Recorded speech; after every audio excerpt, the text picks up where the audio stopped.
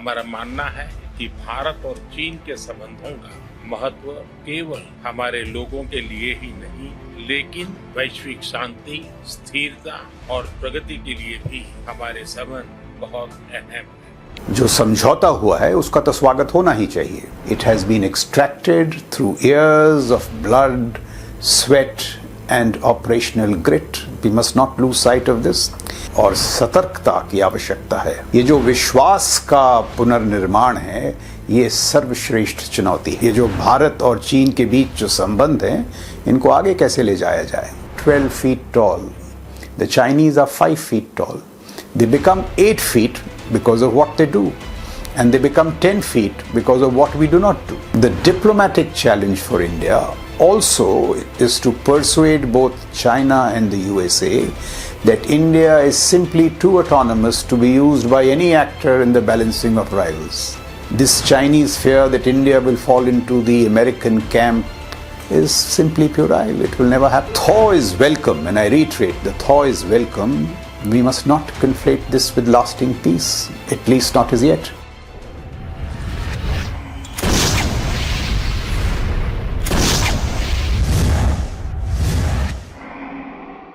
So viewers, Namaskar, Jai Hind. Let us today analyze the recent disengagement along the LAC. I have chosen to call this episode From Disengagement to Fail-Proof Deterrence, meaning thereby, let us see how we can leverage the ongoing disengagement to structure an ecosystem of fail-proof deterrence. Next time around, the question should not be as to why the Chinese violated the CBMs. We should be able to radiate such deterrence so that the Chinese are not encouraged to violate the CBMs. And in doing so, I shall try and explain the salience of what I describe as cold military steel. So the recent disengagement along the LAC, to include the addressal of long outstanding sticking points in Depsang and Demchok, must be welcomed. जो समझौता हुआ है उसका तो स्वागत होना ही चाहिए. It has paved the way for summitry in Kazan. We saw the Prime Minister meeting President Xi in Kazan. It will obviously lead to reduction of border tensions while enabling broader engagement at the political, economic, trade, business and diplomatic levels. The Sino-Indian relationship is far too important to be held hostage to a border impasse. It just doesn't make sense. A relationship between the world's number 1 and number 3 economies in PPP terms, China and India, must be allowed its full flow. But this is also a time to be extremely vigilant and watchful. सावधानी और सतर्कता की आवश्यकता है. The details of the patrolling arrangement will need to play out. They will need to be verified on the ground. And the mechanics of what is to follow, de-escalation, pulling back of troops, and de-induction, pulling additional formations that have been inducted or that were inducted out of theatre. This is going to be a humongous challenge. A whole lot of infrastructure has been created, tunnels, ammunition dumps, mechanized formations have been moved up. All these elements will have to be inducted in a phased manner. So all this will take an even longer time to be ironed out, in my view, about 6-8 months to a year. And even more importantly, the shattered trust deficit will also need to be restored. You know, it takes these drills, SOPs, protocols, it takes a long time for them to take effect on ground. Now, all those have broken down. They will need to be restored. ये जो विश्वास का पुनर्निर्माण है, ये सर्वश्रेष्ठ चुनौती है. I think the army chief recently has pointed out to it, and nobody understands it better than soldiers on the ground. Now, in bringing about this disengagement, the diplomats, of course, deserve kudos. I mean, those long rounds of tortuous negotiations, give and take, it really it saps your intellectual capacities. So that, of course, deserves a lot of kudos and praise. But the phenomenal work of the military along the LAC these last 3 to 4 years also needs to be acknowledged. The heroism in Galwan, the orchestration of the massive operational rebalancing that followed, the operation at Kailash, let us not forget, those were demonstration of new normals in our strategic outlook. The positioning of reserves, as I said, infantry, armor, mechanized infantry. Huge investments in technology infusion. You have to visit the LAC to see what has happened in terms of technology infusion, drones, loiter munitions, ISR, logistics reinforcements, massive infrastructural upgrades, etc., etc. So the point that I make, viewers, is that there is a lot of hard work that has gone into extracting this disengagement.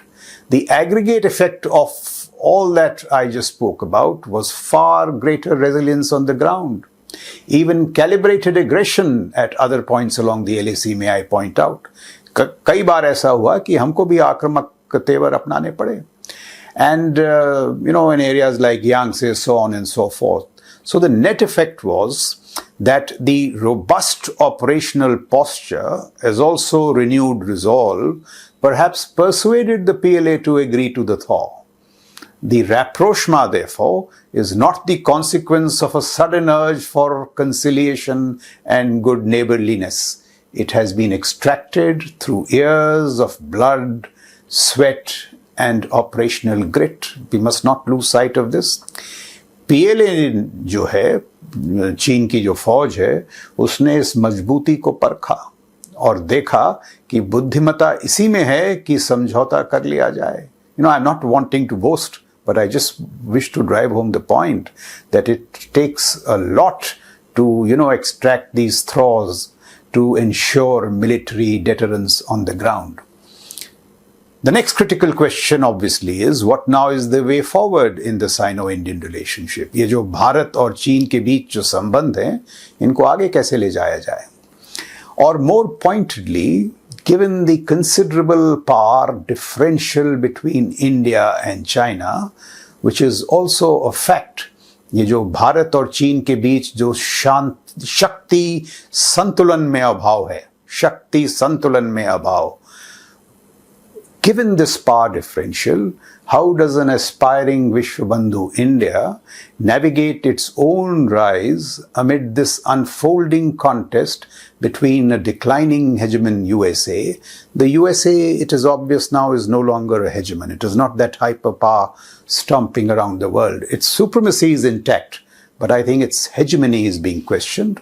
And a rising challenger, China. Now, China is about 70 to 75% of the American economy. This power differential also translates roughly into a $400 billion advantage in defense annually for China year after year. We cannot gloss over this fact. $400 billion is a significant amount. In consequence, the PLA is indeed acquiring military power at an astonishing clip. I mean, this phrase just sums it up, though I can rattle out, a host of figures to tell you what is happening. And much of this power differential is manifesting along the LAC. Now, peace along the LAC is, of course, a function of a robust force posture. जो सैन्य मजबूती है, वो तो ज़रूरी है ही. But it is also a function of adherence to various agreements and other protocols encapsulated in what we call confidence building measures, CBMs. The point that I wish to highlight to the viewers is that the CBMs by themselves cannot ensure peace and tranquility. In fact, under the weight of the growing power differential, what has been happening, that the CBMs were fraying for a long time, from 2010 onwards, till they finally collapsed in 2020.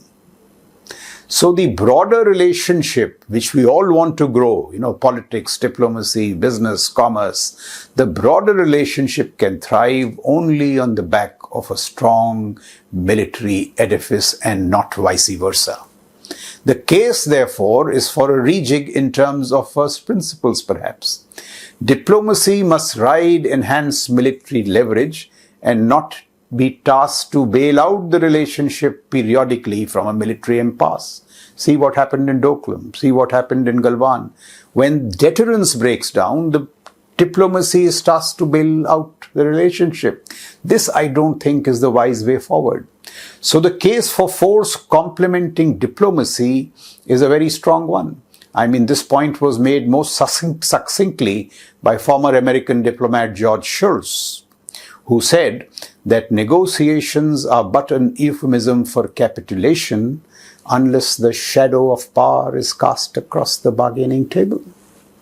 Our own street poet Ramdhari Singh Dinkar puts it very well when he says कि सच पूछो तो sir weapon, sir में ही बस्ती है दीप्ति विनय की, संधि वचन संपूज उसी का जिसमें शक्ति विजय. So this instrument of force and power, how they are related, has been brought out remarkably well by George Shultz, Ramdhari Singh Dinkar, and applies wonderfully in the Sino-Indian context. Now, this can only happen if we fail-proof our deterrence through what I call creation of cold military steel. Building capacities, for example, in persistent surveillance. We need to invest in the LEO orbit. We need to ensure revisit times in hours, not days and weeks. Focused technology enablement, AI-powered data enablement of combat, audit of our inventory stockpiles, and a whole lot of military measures for which you need funds, for which you need time and resources, and we will be able to create this military deterrence. See, the Chinese are not 12 feet tall. The Chinese are 5 feet tall. They become 8 feet because of what they do, and they become 10 feet because of what we do not do. So the point really is to not let the Chinese grow beyond 6 to 7 feet. And that is the logic for what I call deterrence along the LAC. We also need to recognize and address with dispatch other glaring deficits in the Sino-Indian military equation. Our current air defense topology, given what is happening in Ukraine and West Asia, we need to upgrade that by an order of magnitude to deter the PLA's sophisticated instrument of long-range precision, its rocket force. We must acknowledge that it is a potent structure. We also need to create our own drone missile complex. And do we need also to enhance our defense spending? In my view, yes. 1.9% of GDP is on the flawed assumption that geopolitics is constant, which it is not. So the diplomatic challenge for India also is to persuade both China and the USA that India is simply too autonomous to be used by any actor in the balancing of rivals. I mean, this Chinese fear that India will fall into the American camp is simply puerile. It will never happen, given our huge history, the pride that we take in ourselves, in the independence of a foreign policy. India also retains the right to ensure that such autonomy, strategic autonomy, is well-resourced technologically, militarily, and otherwise through the exercise of sovereign choices. Now, when we leverage ISET with the Americans or we leverage Indus X with the Americans, it is a sovereign choice. That does not mean that we will fall into the American camp. China also needs to understand that today India is a global balancer between competing strains and aspirations. You know, there was a time, I remember many years back, there was an article, I think, in the Times of India, which said, wallflower and the dance of the dinosaurs. So India was compared with this wallflower whom nobody asked for a dance. Certainly not the two dinosaurs, USA and Soviet Union. Today we are geopolitical toast of the world.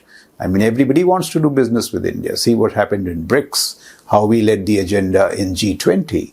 And that is a consequence of India's, gathering economic potential and the great promise that we offer in so many other domains. So while the thaw is welcome, and I reiterate, the thaw is welcome, we must not conflate this with lasting peace, at least not as yet. In fact, This may be a good time to grow our deterrence quietly, speak softly and carry a big stick, as Roosevelt said, while internalizing the wisdom of some time-tested maxims. What are these? Deception is an inherent feature of Chinese statecraft. It must not surprise us. So we must assessing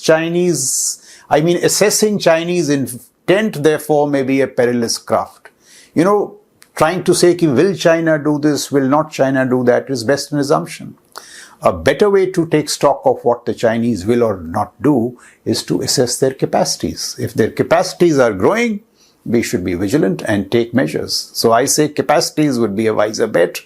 Also, because capacities take decades to create, while intentions change overnight. Galwan 2020.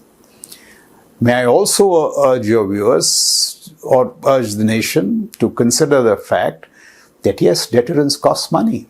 It is costly, but it is still wise to invest in deterrence because wars may be costlier.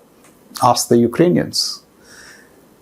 It also perhaps needs to be emphasized, and this is, I think, a geopolitical reality in my view, that for the first time in history, we see the world's number 1 and number 3 economies, as I said, growing in close proximity without the Himalayas as a buffer or as a barrier because they have been breached by technology.